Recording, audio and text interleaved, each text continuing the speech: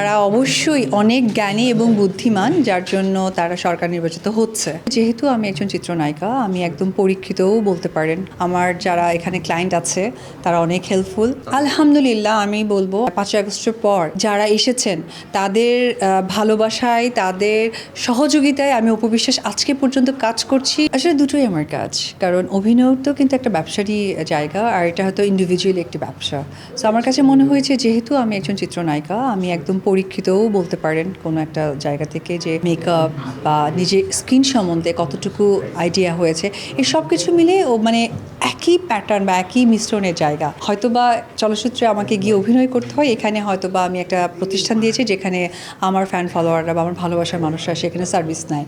So আসলে দুটো balance করতে কোনো প্রবলেম হচ্ছে না। আর অবশ্যই আমার যারা এখানে ক্লায়েন্ট আছে তারা অনেক হেল্পফুল। তারা অনেকেই, যেহেতু আমার বিগত 2 বছরেও একটা পুরনো প্রতিষ্ঠান আছে, এটা আজকে নতুন প্রতিষ্ঠান আমার নিকেতনে, একটা প্রাইম লোকেশনে। সো সব কিছু মিলে আসলে প্রবলেম হয় না। ভালোবাসা আসলে আমার কাছে সবসময়ই, কারণ প্রত্যেকটা দিন শুরু হয় নতুনত্ব দিয়ে, নতুন চিন্তা দিয়ে, ভালো লাগা থেকে। সো এটাই আমার কাছে ভালোবাসা দিবস। কিন্তু স্পেসিফিক যেহেতু ভালোবাসা দিবস বলা হয়েছে, এখন রাইট নাও যদি 2026-এর কথা বলা হয়, তাহলে অবশ্যই আমার প্রতিষ্ঠানকে ঘিরে ভালোবাসা দিবসে অনেক বেশি অফার্স কীভাবে দেওয়া যায়, এবং আমি অনেক কাজ করছি ওপেনিং থেকে শুরু করে ব্র্যান্ডিং, ফটোশ্যুট, সেখানে নতুনত্ব কী প্রেজেন্টেশনটা দেওয়া যায়, এটাই প্ল্যানিং। আর সর্বোপরি তো বলবো যে সকলেই আমার ভালোবাসার মানুষ, আর স্পেশাল ওয়ান আমার জয়, আমার সন্তান। আসলে আমার কাছে মানে সবসময়ই ভালোবাসা দিবস। স্মৃতি আসলে ওইরকম তৈরি হয় নাই, কারণ আমরা এত কাজে ব্যস্ত ছিলাম যে শুধুমাত্র ভালোবাসা দিবস না, ঈদ ডেগুলোতেও কিন্তু আমাদের দেশের বাইরে থাকা হয়েছে। বিশেষ করে ঈদের দিনগুলো, যে এই যে সিমাই খাওয়া বা ঈদকে এনজয় করা, সেটাও কিন্তু অনেক সময় শুটিংয়েই যখন সকলের সাথে খেয়েছি, আসলে ওই রকমভাবে কোনো মেমোরিজ আমি পাইনি, কারণ আমি এত টানা কাজ করেছি।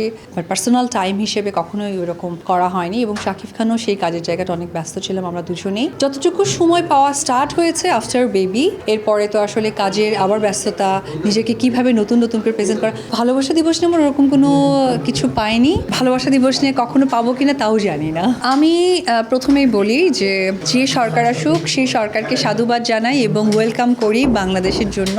আর তারা অবশ্যই অনেক জ্ঞানী এবং বুদ্ধিমান, যার জন্য তারা সরকার নির্বাচিত হচ্ছে। সো ওই জায়গা থেকে অগ্রিম শুভেচ্ছা এবং শুভকামনা। বাংলাদেশ যাওয়ার ক্ষেত্রে অবশ্যই, যেহেতু আমি একজন নারী উদ্যোক্তা, একজন চলচ্চিত্র নায়িকা, সো পাশাপাশি বলবো মেয়েদের সেফটি অ্যান্ড সিকিউরিটি যেন বরাবরের মতোই থাকে বা এর থেকে যেন আরও বেড়ে যায়। এই কারণে আমি বলবো যে আমাদের চলচ্চিত্র জায়গাটা যেন বন্ধ না হয়ে যায়, বা আমাদের বিনোদনের জায়গাটা যেন বন্ধ না হয়ে যায়, এটা যেন আরও অনেক বিগ হয় তাদের প্ল্যানিংয়ের জায়গা থেকে।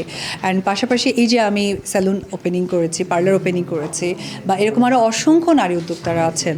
সো এই যে সাপোর্ট, সরকার যেন এমন কোনো সাপোর্ট তৈরি করে। আরেকটি কথা স্পেসিফিক বলতে চাই, এআই যে একটা মানে সোশ্যাল মিডিয়ার যে একটা বিতর্ক এসেছে, কিছু গ্রামগঞ্জের মানুষরা আসলে এআই মানে এই যে আর্টিফিশিয়াল ইন্টেলিজেন্স সম্পর্কে কিন্তু তারা জানেন না। তো তখন আমাদেরকে যে বিকৃত করে, বা সরকারের মানে উচ্চপদস্থ মানুষদেরকেও কিন্তু বিকৃত করে। তো আমি বলবো যে এটা যেহেতু সোশ্যাল প্ল্যাটফর্ম, সরকার চাইলেই কিন্তু এই বিষয়গুলোকে খুব শক্ত হাতে দমন করতে পারে। তো আমি এটাই বলবো যে অবশ্যই এই বিষয়টা যেন দেখা উচিত, কারণ আমরা কাজ করি বা যে প্রেজেন্টেশনেই আমরা ক্যামেরায় আসি না কেন, সর্বোপরি লাস্টে কিন্তু রাতে আমরা ঘরের একজন মা, একজন মেয়ে, একজন সমাজের নারী।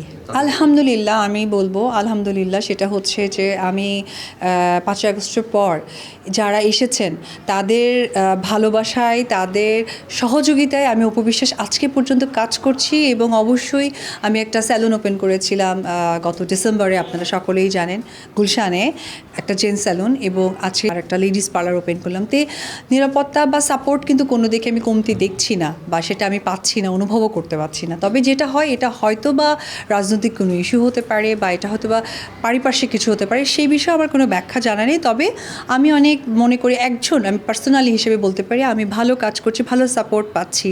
এর থেকে আমার ব্যক্তিগত ওপিনিয়ন আর কি হতে পারে। দর্শকদের জন্য একটি কথাই বলবো, আসলে আপনারা না থাকলে আমাদের নারী উদ্যোক্তা বলেন, বিজনেস বলেন, সিনেমা বলেন, যাই বলেন না কেন আমরা একেবারে কিন্তু শূন্য এবং জিরো। তো সেই জায়গা থেকে বলবো আপনাদের সকল সাপোর্ট সবসময়ই থাকে।